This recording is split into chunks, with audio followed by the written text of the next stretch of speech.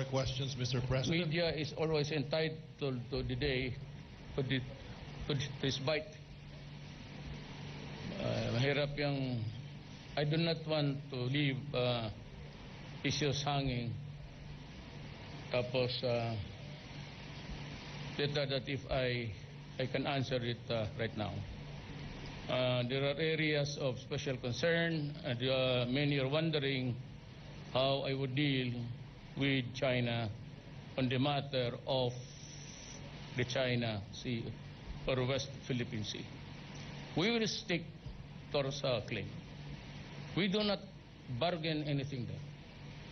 We continue to insist that it's ours and that the tribunal, international decision will be taken up, and but there will be no hard impositions. We will talk, and we will maybe paraphrase everything in the judgment and set the limits of our territories, the special economic zones. It will be no bargaining there. It is ours, and many of you are just wanting to ask the question. That is it. No bargaining of our territories. Whether within the 12 or to the 200, it will remain a special concern.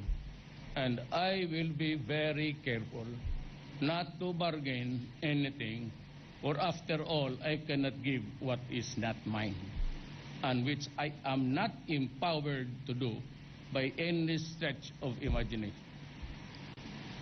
There will be no, I said, hard impositions, because this is a matter of international committee. When you go there, you only want to talk. And remember, there are only two options. We go to trouble or we talk. We can choose the path there in between. Merong question, ha? Mr. President, our first question is from Vina Araneta of ABS-CBN. Mr. President, good afternoon. We received po information that the Supreme Court might decide on Tuesday about the Marcos burial at the libingan ng mga bayani. What can you say about that, Mr. President? Thank you very much. We will follow what the Supreme Court says. For after all, it is the Supreme Court who interprets the law and decide which of the public interest is served among the contending parties. My position is that there is a law which grants Marcos a burial in the libingan ng mga bayani. My position that as long as there is that law, it shall be followed. In the matter of the medals and heroism of the late Marcos, that is not the issue, and that is to be resolved maybe in the generations to come. It could not be decided on the group now which were actively and physically and emotionally involved in the issues that went past. We can never have a good reading of that.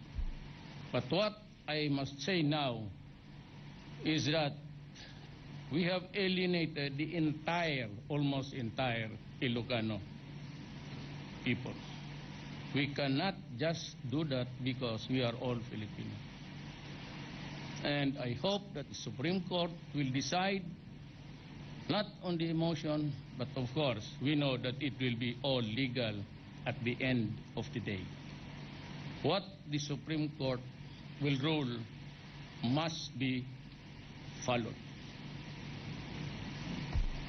The second question, Mr. President, is from Ian Cruz of GMA7. Good afternoon, Mr. President. Yes, sir. Sir, according to Supreme Court Senior Associate Justice Antonio Carpio, if you concede the sovereign claims over Scarborough Shoal, you could be impeached. What's your reaction? He is correct. I would be impeached. It's an impeachable offense. I do not fight with that statement. It's all correct. It's all legal. And so I agree with him. I said we cannot barter which is not ours, belongs to the Filipino people.